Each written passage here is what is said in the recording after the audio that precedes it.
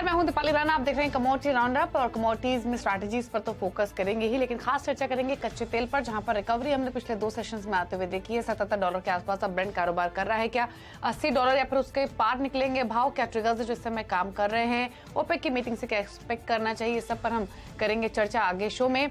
बात करेंगे सोने चांदी की, जहां पर सोने ने रफ्तार पकड़ी है और यहाँ पर प्राइसेस और तेज हुए हैं। रिकॉर्ड हाइस तो पिछले हफ्ते हमने बनते हुए देखे थे ही। कल एक हल्की तेजी के बाद आज वापस मोमेंटम तेज होते हुए दिखाई दिया है। एग्री कमोडिटीज में स्ट्रैटेजीज पर तो फोकस होगा ही, साथ ही साथ धान और तिलहन पर भी चर्चा करेंगे, जहां पर बुआई घटी है। क्या असर होगा इसका भाव पर, सप्लाई पर, डिमांड सिचुएशन कैसी है? इन सब पैरामीटर्स पर हम बातचीत करेंगे। हमारे साथ आज मोतीलाल ओसवाल फाइनेंशियल सर्विसेज के डायरेक्टर किशोर नार्निक, ओवरजी ग्रुप के डायरेक्टर रवि द्योरा और एग्री इकोनॉमिस्ट देवेंद्र शर्मा आगे मौजूद रहेंगे। लेकिन शो की शुरुआत में सबसे पहले चर्चा कर लेते हैं कच्चे तेल की, जहां पर ब्रेंट का भाव इस समय $77 के आसपास ट्रेड कर रहा है। 2 दिन में प्राइसेस 2% के आसपास बढ़ते हुए दिखाई दे हैं। अब सवाल यह है कि तेजी और कितना एक्सटेंड होगी। अभी 6000 के आसपास भाव आपको M6 पर भी कारोबार करते हुए दिखाई देंगे। जून में ओपेक की मीटिंग है, जहां पर ओपेक की मीटिंग में प्रोडक्शन कम करने को लेकर कोई डिसीजन लिया जा सकता है, लेकिन क्या फिलहाल संकेत बन रहे हैं प्राइसेस को लेकर? इस पर एक राय लेते हैं। रवि हमारे साथ कनेक्टेड है। रवि नमस्कार, स्वागत है आपका।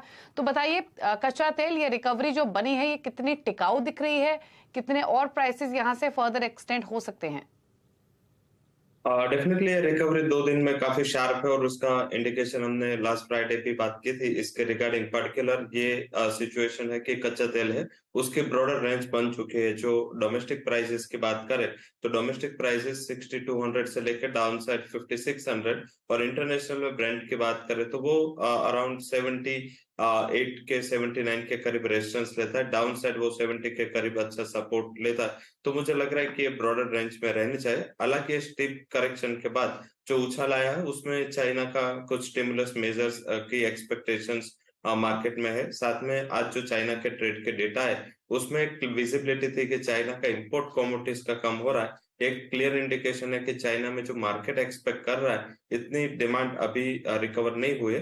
तो मुझे लग रहा है कि इसका एक थोड़ा नेगेटिव इम्पैक्ट आज क्रूड के प्राइसेस में ये डेटा के बाद दिखा है। क्रूड का इनपुट गिरा है, बट मुझे लग रहा है कि ओवर पीरियड ऑफ टाइम आपको ये तेजी जारी रह सकती है। एंड पर्टिकुलर जिस हिसाब से ओपेक प्लस से भी एडिशनल 1.16 मिलियन के कट के बाद एक और का प्रोडक्शन कट के लिए बात चल रही है। तो मुझे लग रहा है कि प्राइसेस में यहाँ पे बाय करना एक बेटर स्ट्रेटेजी हो सकती है। लेवल स्पेसिफिक आप बाय करें। ओवर पीरियड ऑफ टाइम मुझे लग रहा है कि अगर शॉर्ट टर्म का नजरिया है तो 6200 तक के प्राइसेस चलने चाहिए। इंट्राडे में अगर कोई ट्रेडिंग स्ट्रेटेजी करनी है तो आप बाय कर रहे हैं ये लेवल पे। स्टॉप लॉस आप 580 का लगा सकते हैं। अपर साइड इंट्राडे में 6100 तक के लेवल में एक्सपेक्ट कर रहा हूं। ओके, तो प्राइसेस यहाँ से थोड़े से इंच अप और हो सकते हैं, इसीलिए बाय करने का ही सजेशन आपको दिया जा रहा है। 6100 यहाँ तक भाव जाने की पूरी प्रोबेबिलिटी है। ये आपको नियर टर्म स्ट्रैटेजी बताई गई है। ऑल्दो हमने एक बड़ी रेंज में तो कारोबार कच्चे तेल में होते हुए देखा ही। अब जैसे जैसे आगे और डेवलपमेंट्स अनफोल्ड होंगी वैसे वैसा रिएक्शन हम एक्सपेक्ट कर सकते हैं। आप ओपेक की जो मीटिंग रहेगी जून में, उस पर नजरें बनी हुई हैं, लेकिन 6100 नियर टर्म टारगेट, उसके बाद 6200, ये 2 टारगेट्स रवि की ओर से मिले हैं कच्चे तेल पर। अच्छा,